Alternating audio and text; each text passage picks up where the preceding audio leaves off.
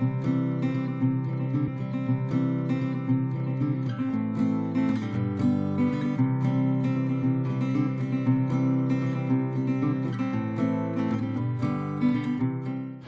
let's see the sponginess and the juiciness of this. Look at that, it's like a sponge ball, isn't it? Hey foodies, welcome to Cooking Shooking. Taste test first.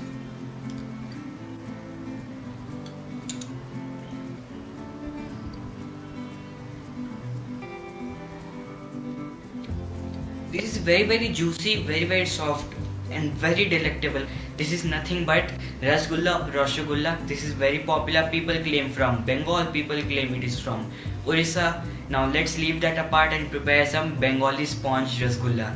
This is my favorite Indian sweet dish, and I have failed over 30 times to prepare this dish. Yes, over 30 times, that too miserably. I have experienced everything: dry rasgullas, broken rasgullas, flat rasgullas, and whatsoever, everything. And I have the perfect solution of everything now, as I have experienced so much. This is the perfect recipe for you all. Let's have a look at the ingredients required for preparing this Bengali sponge rasgulla. All we need is some milk, sugar and lemon. Now milk has to be pure cow milk. It has to be full cream and fresh. Don't use homogenized milk or UHT treatment, what they say, or Tetra Pak milks. Don't use that. 1 liter of milk, 2 cups of sugar. Sugar quantity depends upon the quality of milk that you are using and how much henna does the milk gives, and some lemon. So let us start. In a pan, add the milk. In medium flame, stir the milk and keep stirring it occasionally to prevent the burning of milk, as well as if you don't stir it, the malai may separate or cream may separate from the milk, which you don't want to have. And on the side, take out the juice from the lemons and mix it with some water. Now you can see here the milk has started to boil, and this milk is boiled, and you can see the cream has also not separated at all. Now I'm going to switch off the flame and wait for about 30 seconds before adding the lemon juice. I have mixed my lemon juice with some water, about 2 to 3 tablespoons of water to about 2 tablespoons of lemon juice or so. Now I'm going to slowly add in this mixture into this milk.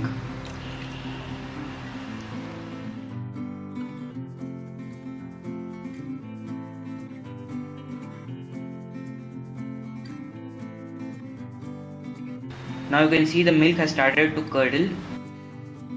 You can see the greenish whey is out from the milk. Our henna is ready. Without any further delay, directly strain this. Here I have a colander lined with the cheesecloth. I'm going to add this mixture. Move this henna once or twice like this to remove off all the whey out of it. Now add some water. This will not only cool the henna but will also remove off the lemon sourness. Now try to gather the sides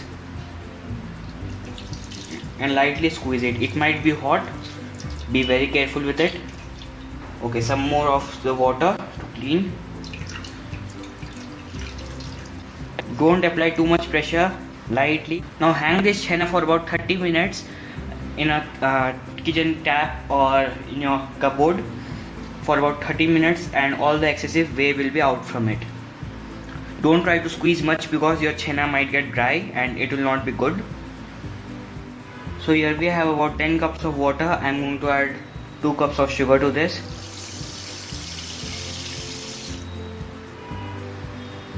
You might be thinking that is a lot of sugar syrup in here, but the calculation behind it is that if you have a rasgulla of 1 inch diameter and it will puff up into 2 inches, and then we want another 2 inches for letting it rotate nicely and swim it in sugar syrup nicely. So that is the reason behind getting so much of sugar syrup in here.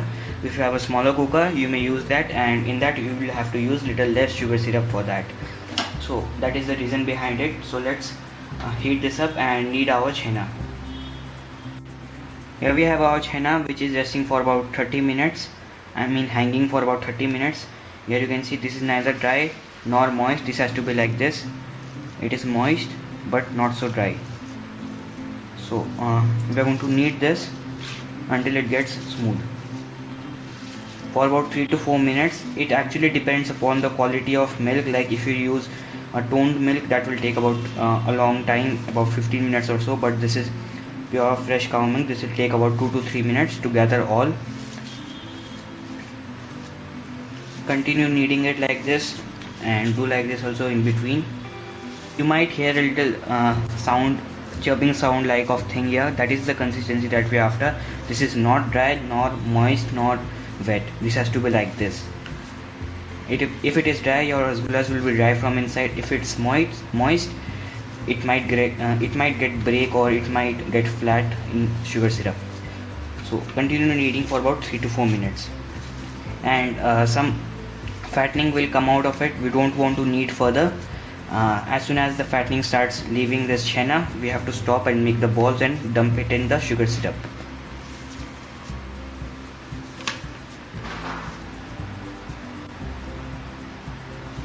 So this has been kneaded well for about 3 to 4 minutes. You can see the consistency. This is not grainy. This is not neither too soft or not too smooth. This has to be like this.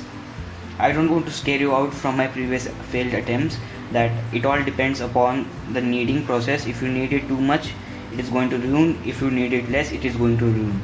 So it has to be like this. There should be some pores like this and some graininess, but not too much also. So now let's make smooth balls out of it. So this will make about 8 for me.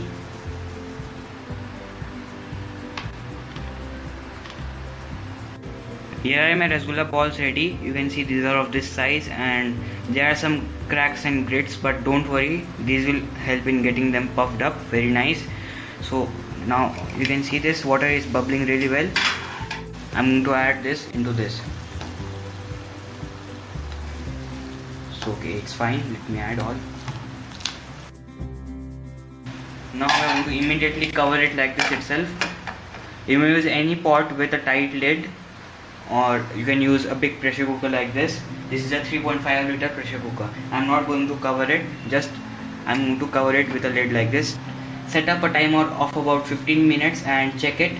After about 5 minutes, stir it once and check. I'm going to show you how it looks like after 5 minutes.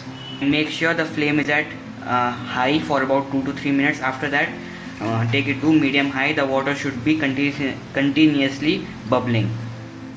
So it has been about 5 minutes. Don't stir it for the first 5 minutes. You can see they are looking very puffed up and nice.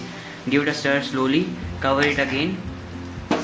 And after again 5 minutes, we are going to give it a light stir.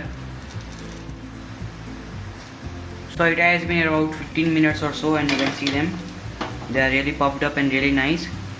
What I'm going to do is switch off the flame, and then I'm going to transfer these into a bowl.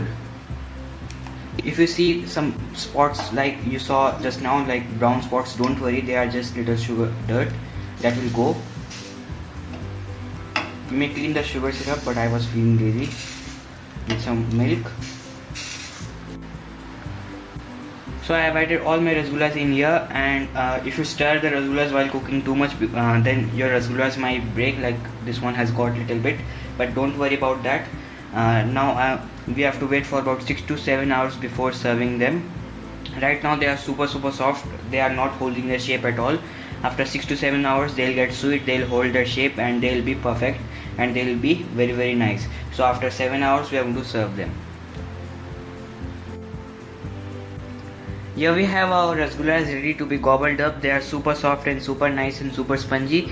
If you are worrying about the leftover sugar syrup that you will get from these rasgullas, don't worry, the next video is for you.